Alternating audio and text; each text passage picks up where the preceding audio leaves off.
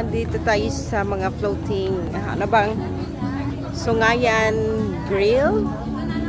So, may maraming, ito yung coffee area nila, Man Cafe. Parking doon. At dito, nag-aantay yung mga tao. Ito yung mga, ano nila, menu. Ayan.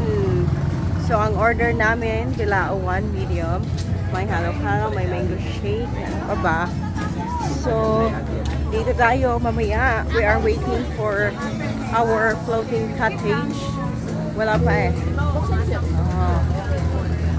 Ayan. Maraming nakapila. So, mag-float-float lang kami dito. Magre-relax habang kumakain ng aming makain. Yan, dito ang daming tao nag-aantay sa kanilang ano. Kung ayaw nyo mag-floating, pwede dito lang kayo tabing ilog, kain.